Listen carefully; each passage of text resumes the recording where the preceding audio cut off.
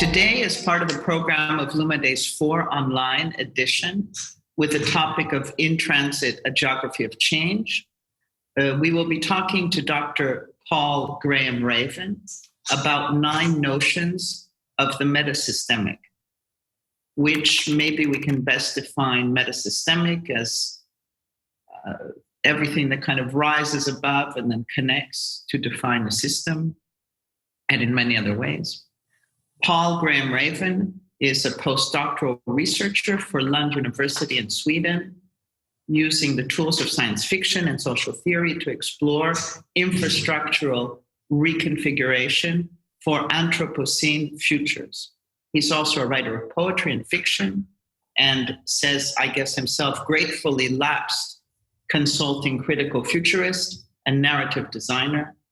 And he's also a literary critic and occasionally writes with different venues like The New Scientist, Wired UK, Arc Magazine, and The Guardian. He currently lives in Malmö, Sweden, and he says himself, with duplicitous cap and 5 guitars that he can barely play, sufficient books to constitute an insurance-invalidating fire hazard. I understand that part.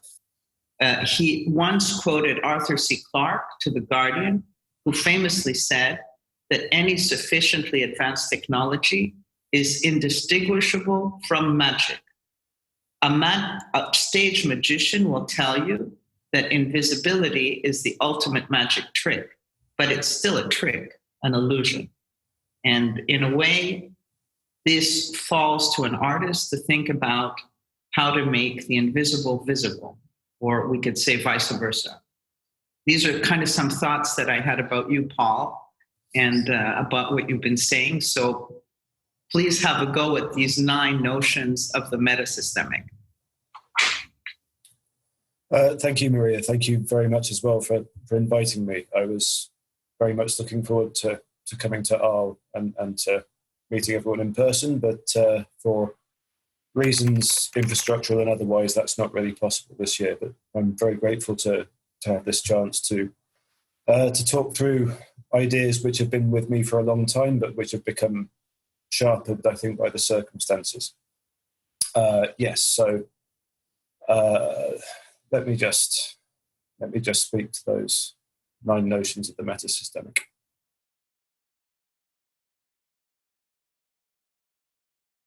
This is not an explanation, but an exploration. It's a story, a narrative. It starts with the ongoing pandemic, because all stories must start somewhere, or rather somewhen. But the time world in which the story unfolds preceded the pandemic and will hopefully extend beyond it. The beginnings and endings of stories are not arbitrary. They are the basis of the structure of meaning. This story has a beginning because it is useful for it to have one. It will lack an ending because it is not my story alone to tell. This story will also lack solutions. This story will lack a linear plot. It will lack consistent heroes or villains. It will refuse hierarchy where possible in favor of structures undergoing a perpetual process of reconfiguration. This story is not simple. This story is not finished. Neither this story nor its narrator are apologizing for that.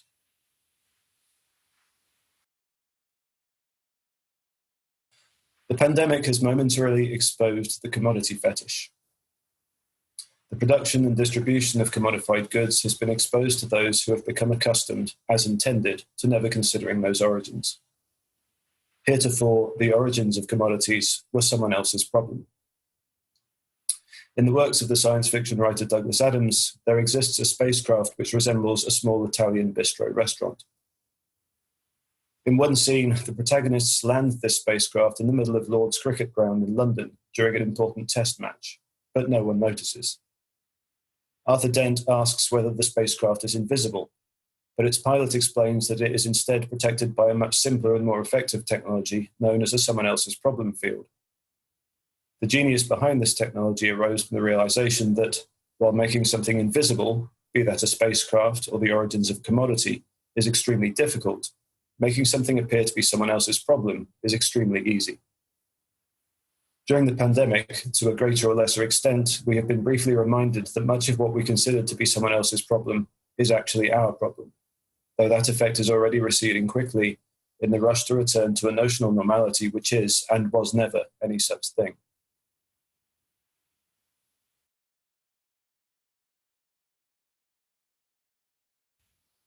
A freelance designer living in Rotterdam, on deciding to prepare a salad for his lunch, finds that he lacks some ingredients. He goes downstairs and across the street to a well-known supermarket chain. In the produce section, he discovers a pack of tomatoes marked down in price to a fraction of their slightly fresher equivalents. While waiting to pay for the tomatoes, the designer notices that they were grown in New Zealand, which, coincidentally but nonetheless ironically, is where the designer was born and raised.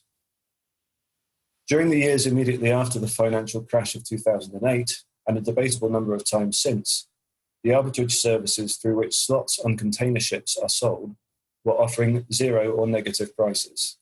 They were paying people to ship things due to an excess of idle capacity, the indulgence of which would have led to still greater costs. More recently, in the early weeks of the pandemic, the prices on certain types of mineral oils also slumped negative as production in excess of demand, combined with a limited capacity for storage, meant that producers had to pay to get rid of a product which they were unable to stop extracting. The rise of packaging plastics was made possible by a desire in the petrochemical industry to make more efficient use of the ethane fractions which were considered a waste product.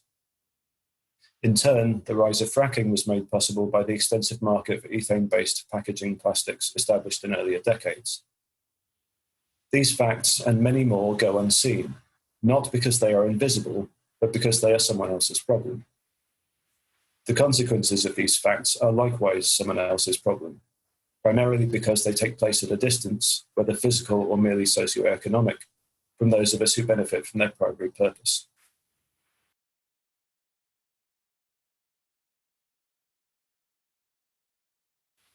Tomatoes and oil fractions are both produced and distributed through global supply chains. The global supply chain is a comparatively recent phenomenon whose emergence is ably documented by Anand Singh in her book, The Mushroom at the End of the World. However, the global supply chain and its very deliberate and purposeful effacement of consequences, whether socioeconomic or environmental, is arguably an extension of the logic of earlier national and regional infrastructural forms. The expansion of sedentary monocultural agriculture, often claimed as the birth of civilization, resulted in growing human populations who were anchored to a particular location on the planetary surface. As populations grew, and with them a desire for primitive accumulations of resources for political purposes, resource extraction and/or production necessarily took place at a greater distance from the settlement itself, as the most local resources were quickly overexploited. The distribution, processing, and storage of resources, as well as the movement of the humans enrolled in those processes, necessitated the creation of the earliest forms of infrastructure: irrigation ditches, rivers dredged deep enough to carry barges, roads hacked clear of vegetation, levelled and drained, stores and barns and warehouses. The more effective infrastructure became, the more a settlement could grow. The more a settlement grew, and with that the settlement's extractive footprint, the further afield the infrastructures had to stretch to fetch resources and dispose of waste. As such, the global supply chain is not a new phenomenon, so much as the latest iteration of a phenomenon as old as civilization itself, the cybernetic extension of the communal body.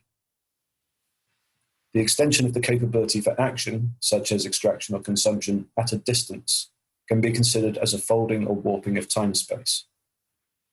Through its capacity to enable distribution, infrastructure has always provided to the comfortable classes the illusion of increasingly effortless provision ex nihilo, and the effacement of the consequences of that provision. However, that capacity, as well as access to that capacity, is itself unevenly distributed in time-space, and the iterative and co-constructive development of the interlinked system of infrastructural systems has amplified and complexified the unevenness of that distribution.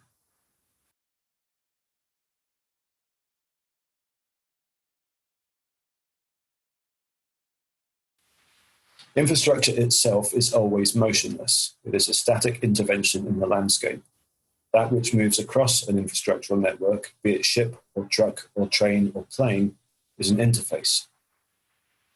Infrastructures whose capacities are accessed via interfaces serve the purpose of the transportation and/or transmutation of resources.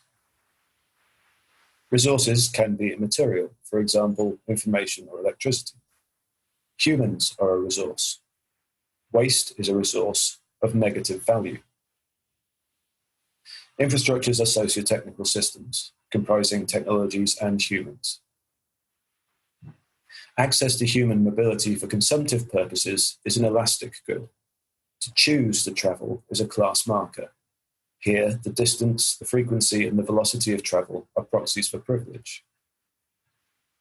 Access to human mobility for labour purposes is an inelastic good. To be impelled to travel, whether to or from work or as a work task in itself, is also a class marker.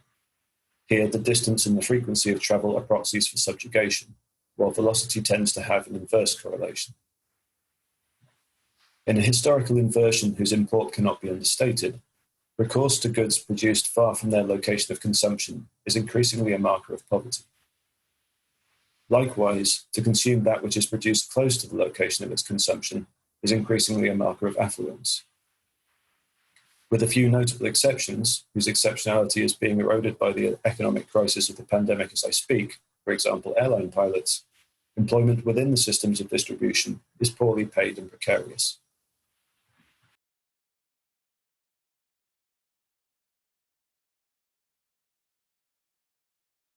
The concept of distributive justice concerns the socially just allocation of resources. Except in its very weakest formulations, conveniently reliant upon quantitative and abstractions such as GDP, distributive justice has yet to be achieved, despite our creation of a system of resource distribution of almost unimaginable reach and capacity. The goal of distributive justice is constrained by, among other factors, the unjust distribution of access to the means of distribution. What if the distributive power of infrastructure were more accessible to, more determined by the wishes of, those whose labour makes it work? This is a question not just of the material and spatial constitution of the distributive metasystem, but also of its sociopolitical configuration, a dichotomy which is analogous to the hardware-software distinction in computer science.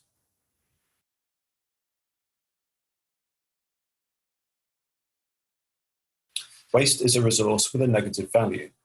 As such, waste tends to disappear from balance sheets. Waste, like other byproducts and/or consequences of business operations with zero or negative value, is an externality, that which is necessary to the economic process, but which is excluded from the calculation of exchange value. Pollution, including, but certainly not limited to, carbon emissions, is a waste product, an externality. Risk, including, but certainly not limited to, financial loss, physical injury, chronic sickness, exposure to toxic environments and violence, is a waste product, an externality. The economic definition of efficiency is very different to the vernacular definition. The vernacular definition of efficiency is conservative, implicitly understood to imply the frugal use of resources. The economic definition of efficiency, by contrast, rests on the maximization of throughput and resource usage. To an economist, an environment that still retains resources yet to be exploited for profit is a sign of an inefficient market, an opportunity as yet unrealized.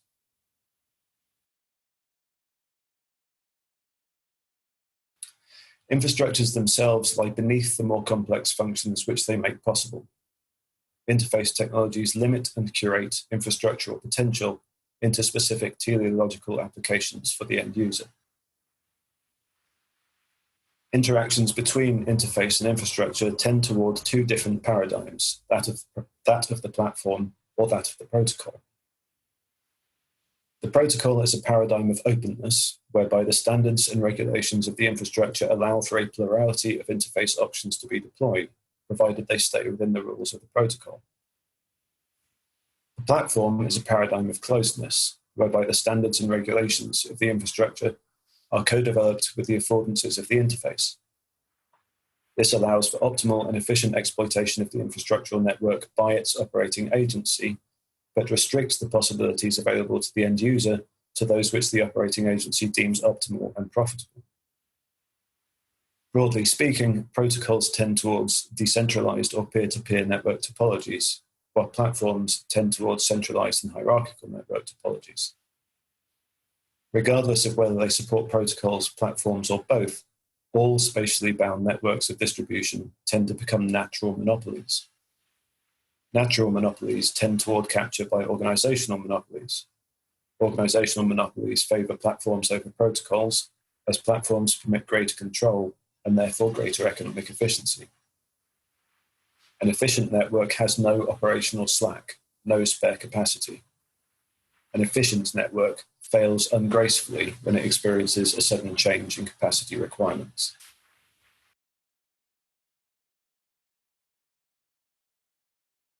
The internet is a system for the distribution of information.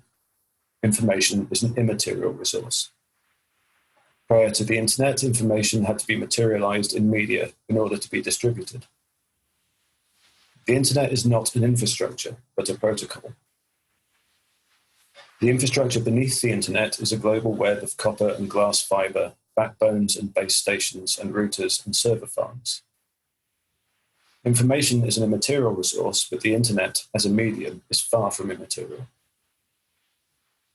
The near instantaneous transfer of immaterial information relies upon extraction, emissions, and human labor, all of which are externalized to the greatest extent possible. Due to the dwindling of exploitable material resources, the production, transformation, and exploitation of information has become an important mode of accumulation for restless capital. The rapid exchange of immaterial information about material resources has permitted the illusory clarification of all exchange values. More so than ever before, we know the price of everything, but the value of nothing. This illusion, in addition to the illusion of provision ex nihilo, is sustained by extraction and emission on an unprecedented and apocalyptic scale.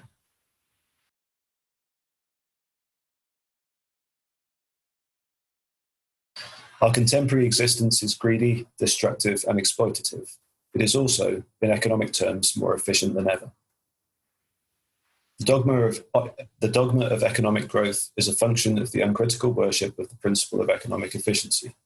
Growth is efficient, and growth is furthermore necessary for further efficiency. In a world without material limits, this would be no problem at all. But as Marx made clear long ago, this is not a world without material limits. Edward Abbey once wrote, "Growth for the sake of growth is the ideology of the cancer cell." He also wrote, "Better a cruel truth than a comfortable delusion."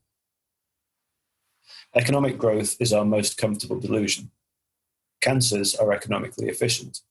The most efficient cancers kill their hosts, as their hosts are worlds with material limits. Economic efficiency is a narrative, a story.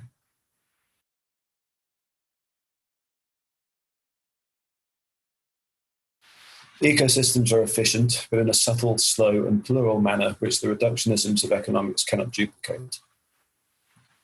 The social-natural dichotomy is a falsehood. Humankind is not separate from nature. The social-natural dichotomy is a story, a narrative, part of the grand narrative of the Enlightenment, with its underlying theme of secular dominion over an externalized nature. It is often suggested that humankind is distinguished from animals by its ability to create and use tools and infrastructures. This distinction has been shown to be unclear, if not completely false. Nonetheless, there is a distinction to humankind that has permitted us to adapt to our ecosystemic context more swiftly than the other actors in that context can adapt to our adaptations. Tools and infrastructures, technologies, are a part of that distinction, but I do not believe them to be the causal distinction. I believe the causal distinction, the technology, to be story, narrative, which is the tool of tools which allows us to pass on ideas, adaptations, and techniques far faster than the slow iterations of evolution. We have achieved our efficiently destructive dominion over the planet through telling stories in which the consequences of that dominion were externalized. It will take far more than just a new story, or rather an old story, a story in which we once understood ourselves to be a part of the world rather than external to it, to save us from the ugly denouement of this cancerous prevailing narrative. but that story must come first and last and always. Thank you. Thank you very much, Paul. What really stands out for me many times is that what used to be a distributed way to look at knowledge, when the internet was developed, when this idea of distribution, the distribution of ideas, that we came from a centralized model, and then we said we needed a distributed model. First of all, we needed a distributed model in terms of how computers associate themselves together to have a more resilient and robust system.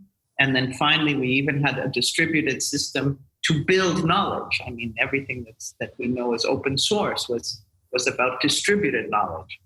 And through the continents you've described now, or maybe an archipelago of ideas, I'm wondering how you feel about this recentering now of the world because of COVID.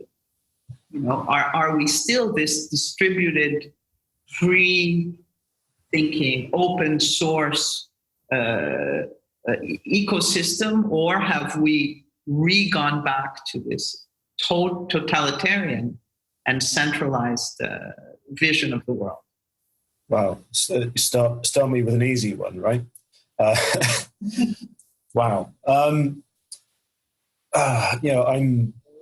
hesitant to say that we've definitively gone back to a totalitarian position. There is a very definite retreat into a very nationalistic and protectionist value sets at the moment, but I think that was already happening before the pandemic.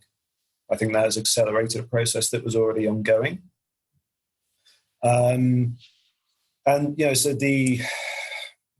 one of the interesting things about the notion of the protocol as peer-to-peer, as distributed, is that sits on top, that sort of principle of operations is software that sits on top of a physical system which was never and probably can never be fully peer-to-peer, right? I mean, simply because of in the same way that the natural resources in the world are not evenly distributed over its surface.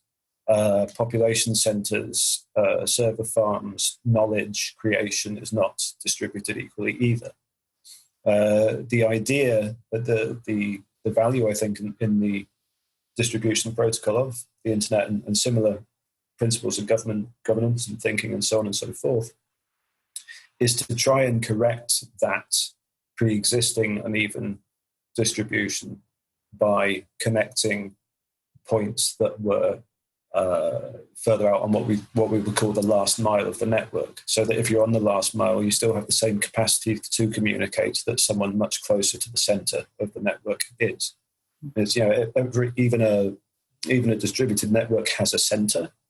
There are theoretically possible networks which minimize that to some extent, but when you put a network in real space, when you take it out of the abstraction of mathematics, it has to exist in the world we know, and access to the physical capabilities and resources which make that network possible, but the hardware that the software runs on, cannot be gotten past. And it's worth remembering that the impetus for the design of the internet, it was an early DARPA project, originally intended to sort of say, well, if a nuclear strike knocks out one of our major universities, how can all of the other ones still keep connecting over the same system, right? So there's an assumption of highly localized threat baked into that straight away. So it's a peer-to-peer network, but the question of who or what or where qualifies as a peer in that network, because early on it was major research universities. It wasn't for everyone at all.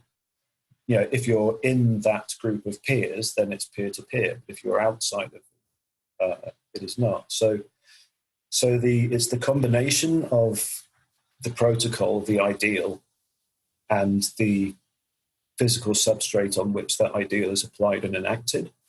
That's where the possibilities and the contradictions end up playing out.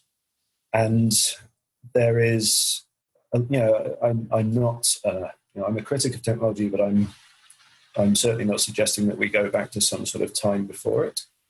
The internet has brought us many benefits, but at the same time, the capture of the possibilities of that system by platforms which are much more closed and hierarchical and are about capturing flows of value and information has been very successful, and that is due as much to external ideologies of politics and economics as it is to anything inherent to that system. I suppose the naivety of the early internet was the assumption that, and this can be read in statements like I think it was John Perry Barlow's famous sort of grito at the start of the internet. This isn't a space for you corporate people, so on and so forth. Which was wonderfully idealistic, but the idea that that you could create a space which was nonetheless within the actual world that the rest of us live in, and not have the corporations get there eventually, was well intended but astonishingly naive. And of course they came there, and it might be argued that our assumption that they couldn't or wouldn't may have made it much easier for them to take it with such great success. In terms of geopolitics, like I say, I think that turn towards the, I hesitate to say totalitarian, but sort of nationalist authoritarian, I think that was happening anyway, and I think that was probably something set in motion, decades ago rather than years ago. One is loath to use the N-word, but neoliberalism is a process that has been unfolding for literally as long as I've been alive. And I think we're only now starting to see that kind of again the denouement of that. So I think yes. I mean, the one simple answer to your question would be yes. We have kind of turned that way. But if we are thinking about things like finding a vaccine for the pandemic, for example, that requires both sort of centralized resources and abilities that a presumably nationally funded science laboratory would require, but it will also require the production facilities that are made possible by sort of end stage capitalism, right? You need a big pharmaceutical company that can crank out that material and get it distributed. And at the same time, you have to have a sharing of knowledge and test research results, so on and so forth, which that aspect of the scientific method is hugely reliant on a very peer-to-peer model of communication. So all of those, the two extremes of the modes and many sort of lines in between on that spectrum are all in play at once. I'd be hesitant to say that we've sort of landed at any one particular point on the spectrum. It's more that we're in a strange situation where a mixture of these modes of production and interaction are all happening at once in ways that are almost impossible to entangle and possibly never will be. Well, I think it is that. It was a doorway and now it's a panopticon, but I think it always was. I mean, I think the doorway aspect was something that happens at a time of a kind of a utopian vision of this liberation of information and of also being able to contact each other. I think that was one of the biggest findings, that others like us were out there and suddenly we could be in touch. And I think this grew into Facebook, the others like us out there, bringing each other information, and this question comes up every day for me when I look at, what's kind of going on is, do we have any more reliable sources? What could be reliable sources, with the 24/7 kind of news cycles now, and with very small focuses of attention. I mean, if you listen today to Al Jazeera 24/7, or if you listen to CNN 24/7, you where are those? Where do you go for your information right now? Going through this, and has it changed? less so, I suppose, in the last 6 months than in the last 5 years. But I mean, and I was a very early adopter of most social media platforms, as many of us were. It's even still in the late noughties, that kind of flush of very utopian internet culture. Very much embraced platforms like, I mean, particularly Twitter, but to a less extent Facebook as well, as exactly that kind of realization of the promise of the utopian connectivity of the internet. I gave up Twitter, I think, nearly 5 years ago now, because through a series of personal experiences, I realized it was absolutely ruinous to my personal mental health. But there is nonetheless for me a sense that I don't know, it's strange. I don't know anyone who still uses Twitter who doesn't complain about how awful it is all the time, but who's nonetheless pulled back to it incessantly. And that's a mark of its incredible power, right? I mean, much has been talked about the dopamine reward of doom scrolling, right? It's the search for and finding of a particular thing is something a particular sort of reward response that we evolved very early on. And for better or for worse, the design of these platforms, or at least the design of the interface of these platforms, has been designed to push that button, because they need us to keep coming back, because our attention is the product, right? We don't pay for the use of Twitter, apart from not in the financial sense. We pay for it with our attention. We pay for it with our response to what it feeds us back. I'm one of those terrible people who will gladly tell you, I stopped watching television in about 1999, which is completely true, and that was as much driven by poverty at the time as anything else. Though I need to read it in more details, it's been a long time since I even glanced at it. Baudrillard's critique of I think it was the Iraq War, or was it the Kuwait War, as an event which in one sense at least never really happened, right? It was a media event as much as it was anything that ever actually happened on the ground as well. And that's not to say that it didn't happen on the ground, but what we think of when we think of that conflict is and inevitably, because we for the most part weren't there, it was entirely a media phenomenon, right? It came to us through screens, through radio, through the early internet, whatever. In a very noughties kind of way. I still read a lot of blogs. RSS is still alive, though massively underused. And through that I read I read academic journals, but also blogs by academics. But I read certain news sources still have RSS feeds as well. But the wonder of RSS, which to return to an earlier point, is a classic example of a protocol. It's incredibly open in that the sender and receiver of the information have a huge amount of control over what gets seen and how it gets seen, the pace at which it's delivered, the time at which it's consumed, the management of the information. And it's a wonderful, wonderful protocol. And because it was developed as an open protocol, it's still there. The things that have superseded it, the platforms that have come after, have done so by an appeal to a greater immediacy and again that dopamine rush. But RSS can never die. It's just an idea. It can only be overtaken. But through that, I can manage the information that I read in a much more careful way. And I always tend to read long form stuff. And I have the luxury of I'm an academic. I have the time and the almost the mandate to read long form stuff. That's kind of what I'm supposed to do, which it's not a facility that everyone is afforded, sadly.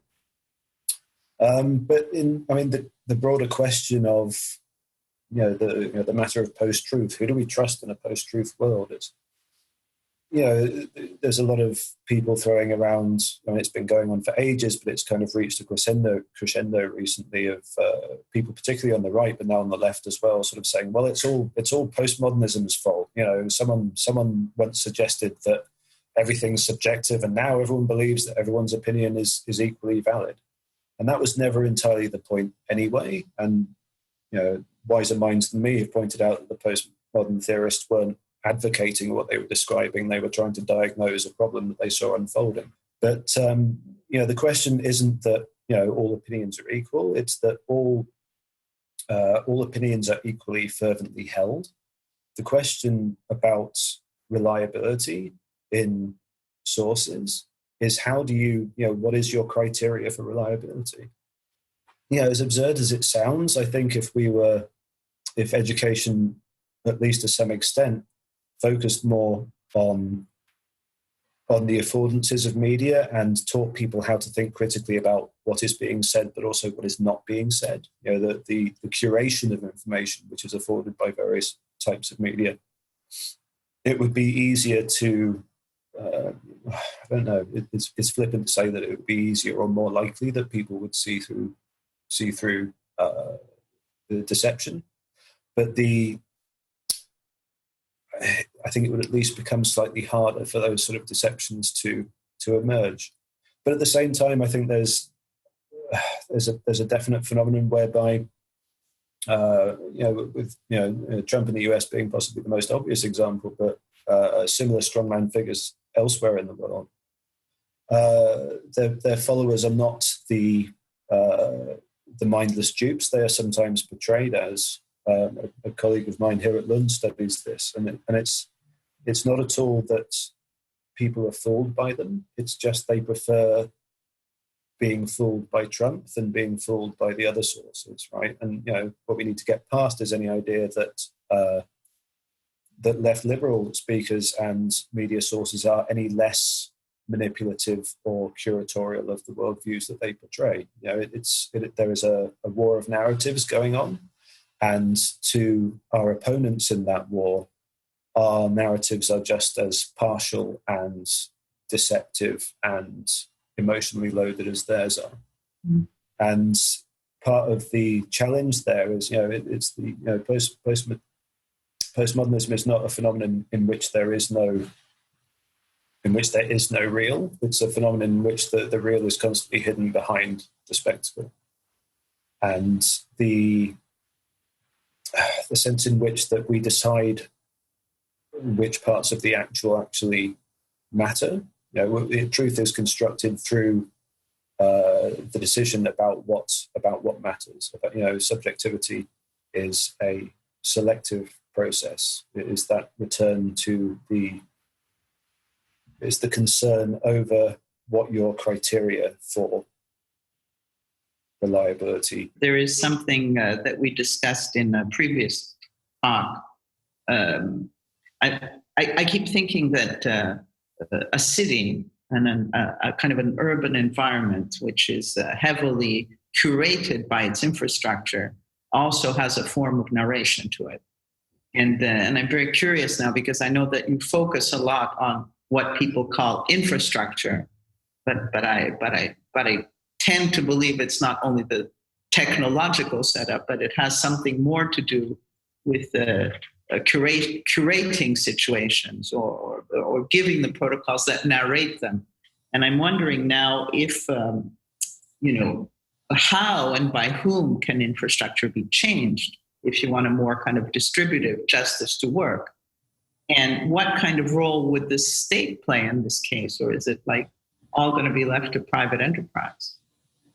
Yeah, I mean, so the question of who can change the infrastructural configuration. So I tend to talk about there's a distinction between the constitution of the metasystem, which is that kind of the physicality of it. Okay, so it's a socio-technical system, and those two aspects can never be completely prized apart in any functional sense. But from an analytical sense, we can talk about that very sort of and I use the word advisedly and deliberately, the very concrete sense of infrastructure as roads, rails, pylons, pipelines, canals, so on and so forth. But there is also the configuration of that system, which is again, it's more like the software that runs, not even the software, I mean, what we would call the protocol layer, right? As in the IP layer in the internet. That idea of, okay, here's this physical system, but what are the rules according to which packets are distributed around that system? And that is obviously tied to and necessarily inseparable to some extent from that physical constitution. But there is a sense that, the rules of the protocol can be changed, right, in a way that's much more easy to achieve and less costly to achieve than building an entire new railway network or whatever. So, there's an extent to which the way the infrastructure we have works can be changed by policy to some extent, but only to a limited extent, because the idea of lock-in, the idea of the practices we enact, which we use infrastructural capacities to achieve, have been shaped by the availability of those infrastructures, for most of us, for the entirety of our lives, right? Those of us who grew up in the post-war world, for the most part, have always had access to, and this is very much a global north thing as well, right? So, we've had access to, clean running water, electricity, waste disposal services, fairly reliably stocked stores with the foods we need in them, so on and so forth, right? And all of that becomes, it's someone else's problem, right? The more effectively those services are delivered, the less you have to think about them. They just literally fade into the walls, right? Stuff just turns up when you need it. You turn your tap, water is there. And that's, you've used a system there that could extend for hundreds of miles, and which involves not just, pipes and pumps and so on and so forth, but, probably thousands of people as well. So part of what you can do is you can change the rules of how that system is run, and you can change the ways in which the workers within that system are working and how they're treated as well. That's an important issue. But in terms of, in my academic work, looking at socio-technical transitions as adaptation to climate change, so we need that systemic level thinking, we need that systemic level understanding, and we do need policy change. But that on its own is useless without some sort of grassroots change in individual behaviors.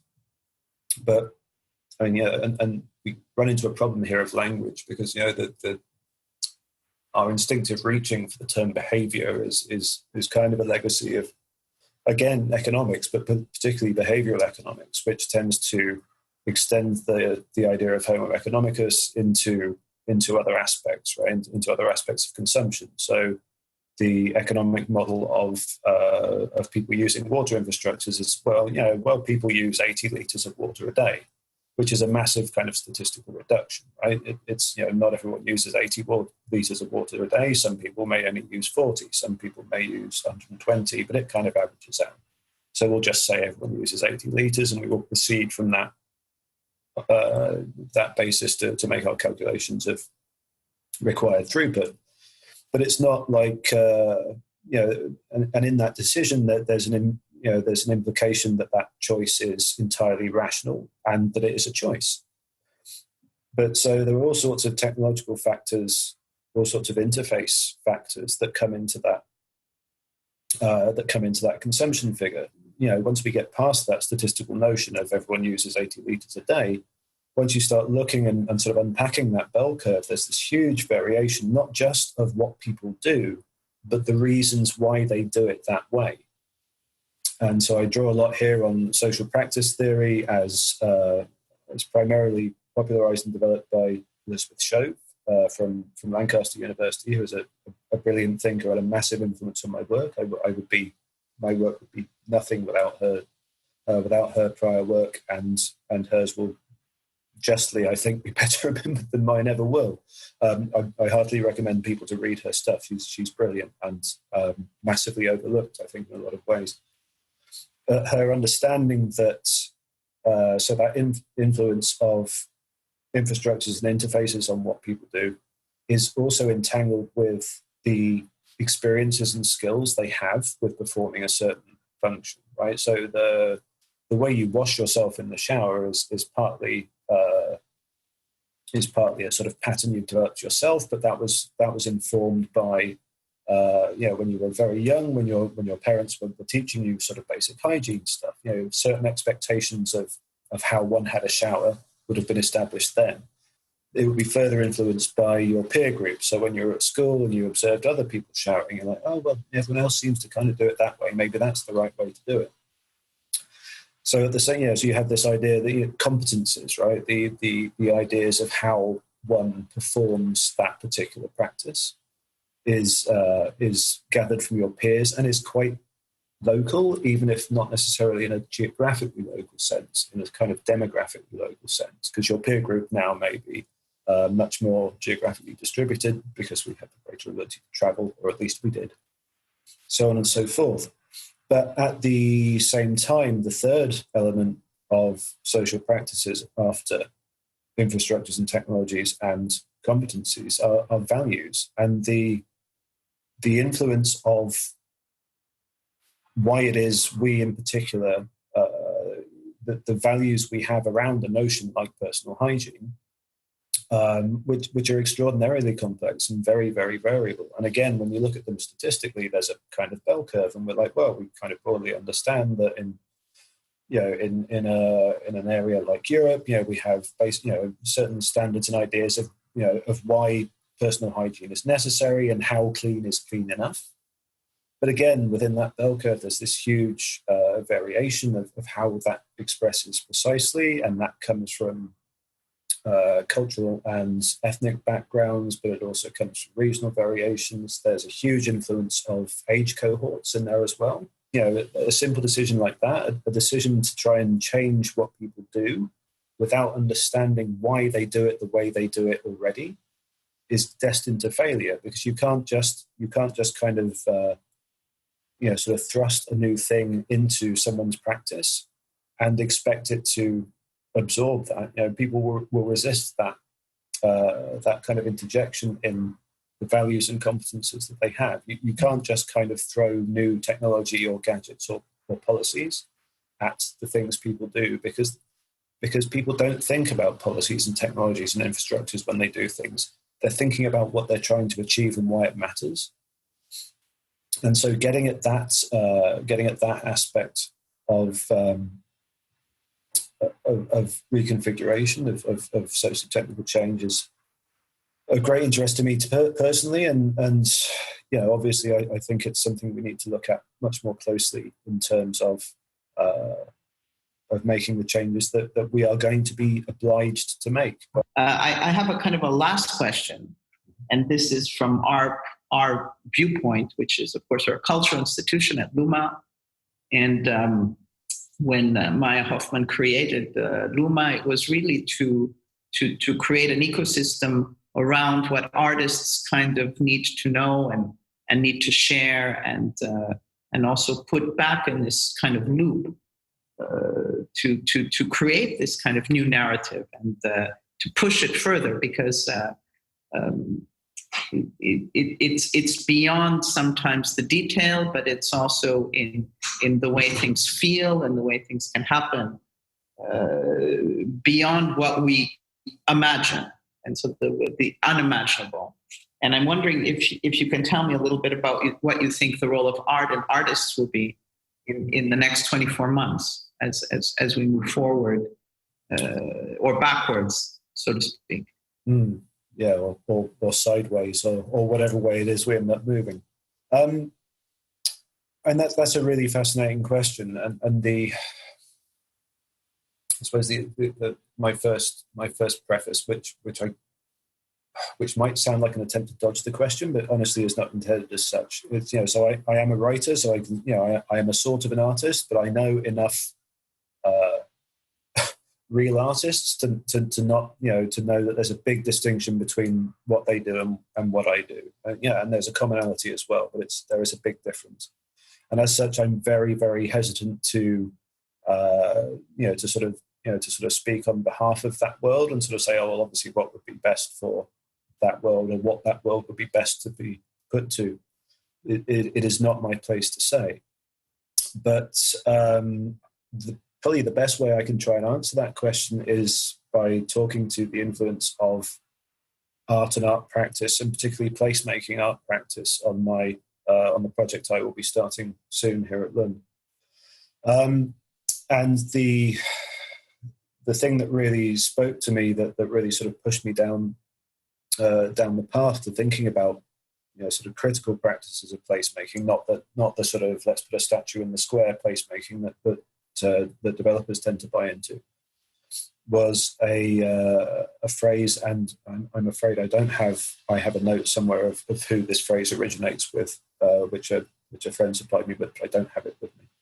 So apologies for not being able to cite it, but the formulation that people are the experts in their own lives was hugely revelatory to me. I mean, so because it clicked so much with the social practice theory I've just been talking about, but made explicit something from that which I hadn't ever really heard said in that same way. That idea that so while you might be a climate change modeler, or you might be a manager of large technical systems, or you might be a sociologist of technology like myself, right? So you have certain specialist knowledges. But in terms of that question of not just what people do, but why they do it the way they do, and how that connects to where they are and who they are and what's going on, no one has that expertise. You can't be an expert in other people's lives. It's just not possible, right? Because they're too rich. It's the ultimate sort of fine focus. And what inspires me about people from the arts world is what seems to be increasingly a turn to a recognition that, much in the same way that the academy is starting to understand that sociological research in particular, but all forms of research should not be done at or to communities or individuals. The art world is increasingly interested in doing with, or in some cases allowing to do, or not even, no, allowing is totally the wrong phrase, actually, in encouraging to do. So greatly influenced by Cara Courage, who is currently director of Tate Exchange at London, is very, very focused on this sort of work, and the sense in which the artist becomes a catalyst for encouraging individuals and communities to engage with the possibilities of their own life and circumstances. So it's not about the artist going in and sort of studying what's going on and then sort of doing a work that speaks to that. It's more a matter of some sort of art may result from it, from the artists themselves. But what's more, the true outcome of that work is a community that is suddenly engaged with its own circumstances in a way that it has been for most of its life told implicitly it has no interest in or power to be involved in. And I think that sense that artists, being people who are engaged at looking closely at the world and having that sensitivity to individual experience that even those of us in the social sciences don't really get the luxury to have very often. Because, okay, we get to do our fieldwork sometimes, but we get to do so little of that compared to all the other sort of stuff we do. That real on-the-ground working with and listening to people and letting them speak, that I think is the most important thing that arts and the artist can be doing now. Is not speaking on behalf of, but making a space for. And again, ordinary people is a very loaded phrase, but just people, just people. The arts are increasingly, I think, engaged with that question of letting people speak and create and be in the world in a way that, I think always tacitly and possibly not even deliberately, but they've slowly been encouraged to, the role of the consumer implicitly obscures the role of creator. Even the idea of the artist as a professional category is like, it's the job of artists to make art. If you're not an artist, you shouldn't create things. That's, you have to be specially trained. And that's, and again, I've been warned by people in this space that empowerment is exactly not the word to use, but I'm afraid I don't know a better one. But, I suppose encouragement is probably the better way of putting it. That opening up of possibilities that ordinary people have never considered were their domain, but that opening up of, the question of how do we live in the future? How do we live? How do we adapt to climate change? What will this look like? What will the world in 2050 look like? How will transport work? What food will be in my local shop? How should I, where will my kids go to school? Will my kids go to school? Questions like this. And, it's important that we have people in policy and academia thinking about them, but we desperately need to realize that, our perspective on that is incredibly limited and abstract. We have that system level perspective. And when I talk about going to that community level perspective, it's not that, I'm not going there and coming back to the academy and sort of saying, right, okay, I've got all the answers, guys. I'm trying to make a methodological intervention which says, no, this is how we, we don't go there and look and then come back and say, right, okay, this is what needs to be done. We go there and we ask people what they need to know to make that decision themselves. And we're like, if we have this information if you need it, but tell us what you need. Tell us what happens in your world. That is not the only job of art, and it's not necessarily, I'm not suggesting that's the only thing that art should ever do. But it seems to me that the art world is doing a lot more of that right now. And it seems to me like no one else is doing that. And also that no one else is capable. And that for me is the role of art and artists in the many unfolding simultaneous crises in which we find ourselves. That's what I look to that world for, and which I will never, I very much see that as something I cannot reach because of my own specializations. Yeah, and that's not me saying, I couldn't be an artist, I'm not trained. The devotion to that closeness to people and that listening and that allowing to speak. My life as an academic takes too much time doing other things for me to be able to fully realize that. The privilege and I think the responsibility of the arts lie exactly there. I think it's a really, really excellent conclusion to our conversation, and I think we could have like 10 chapters of this conversation. I'm hoping we'll have it very soon in real life over several beers. I think that would be in a warm climate. I'd like to really thank you, Paul, for doing this with us, and I'm hoping we can do this quickly again. Thank you very much. It's been a pleasure. Thank you so much.